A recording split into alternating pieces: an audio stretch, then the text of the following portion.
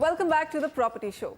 Now, India is the perfect test case to set up a rental housing scheme on a mass scale, given the shortage of low-cost housing projects. But while the developed world has successfully implemented rental housing to cater to the segment for whom property buying is out of budget, India is yet to find success in rental housing. Nikhil Narayan Shivadas finds out why. Talk to any average home buyer in Mumbai and it's clear that buying a home is simply not an option. With home prices skyrocketing, renting is the only choice left. And this is fast becoming the norm in other major cities. But why is there so little focus on creating rental housing stock by both the government and the private sector? In India, you get yields between 2 to 4%. However, your capital appreciation on the real estate investment is 10%.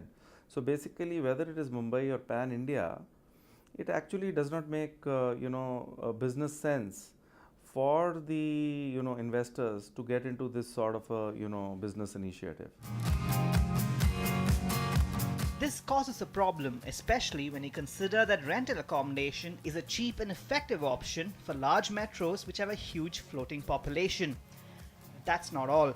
Experts say enabling rental housing is also a practical way for the government to reach its goal of housing for all. We have a shortage of 2 to 3 crores in the big urban centers of India, 2 to 3 crore housing units.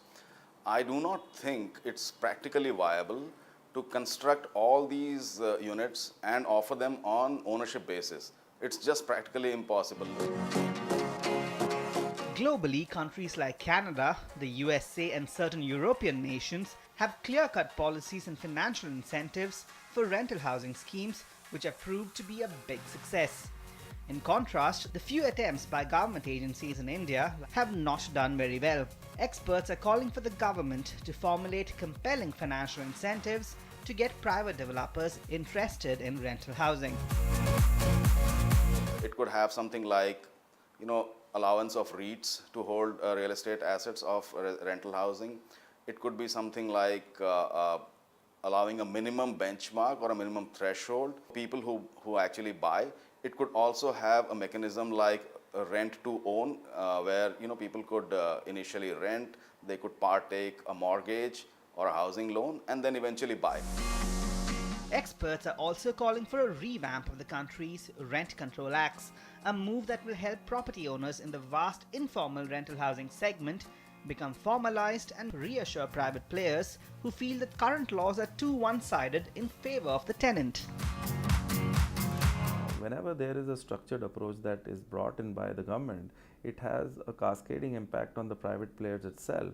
I think one of the things that will happen in rental housing is that we will have an international player coming into rental housing who have done projects of rental housing, say whether in the US, Europe or Middle East, because they will have a good understanding of how the overall financials and the preferences of the consumers work.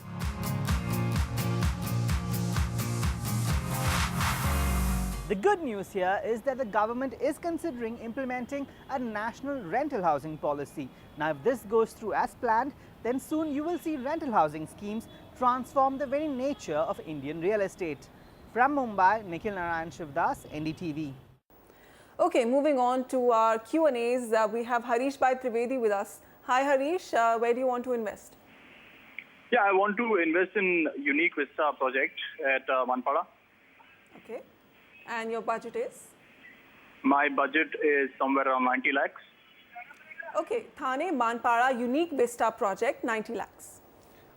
The project by Unique Vistas, the Unique Shanti developers, is a project that you can easily go ahead with it at 7,750 rupees a square foot. Although the developer has applied for a CC in terms of commencement certificate for revised drawings because he changed his drawings.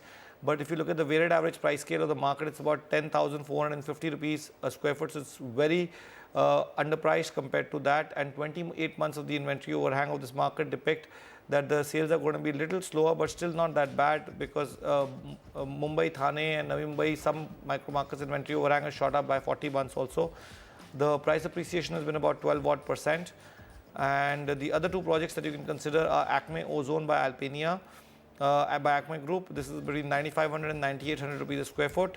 It's located 3 kilometers from the Eastern Expressway and 9 kilometers from Murund West. In the 2-kilometer radius project around, surrounded by social infrastructure, D-Mart, R Mall, Holy Trinity School are all there. It's located in Manpada, 500 meters of the Gurbanda Road. Raj Taurus by Rajesh Lifescapes, 9,100 rupees. Comes with 5 wings of G plus 25 stories. It's initial stages of construction. Connectivity to the project is very good, located 3 kilometers from the Eastern Expressway, which connects it directly with Mumbai, and 6 kilometers from the Thane railway station. Okay, Harish, so the Unique Vistas project could be a bit of a wait given that you're still awaiting the developer is awaiting the commencement certificate. So meanwhile, you can look at 2 more projects in Manpada, Acme Ozone Alpinia by Acme Group and Raj Taurus by Rajesh Lifespaces. Okay, moving on to an email by Rajesh Verma. He writes, I want to buy 2 BHK in Vasai, though I have invested in Veena Dynasty in Vasai East and Rajhans Kshitij in Vasai West. My budget is 40 to 45 lakhs. Well, from our point of view, both the projects get a go-ahead. Let's go one by one. Veena Dynasty Phase 2 is a project, it's a big development of 25-watt towers with G plus 7 stories, trading at around 5,000 rupees a square foot, located in Vasai East, 200 meters away from the Vasai Link Road. Amenities are very good, including an amphitheatre, senior citizen park, a multi-purpose sports area, and a 1.25 kilometer jogging track. Phase 1 with 14 towers is already ready and occupied too. The second project is going to be out of your budget, but still very good. Rajhans Kshitij Phase 2 by Rajhans Group at 5650 Vasai West. This consists of 4 blocks with a total of 17 towers. It's located 2.5 kilometers from the Vasai railway station and 300 meters off the Vasai station road.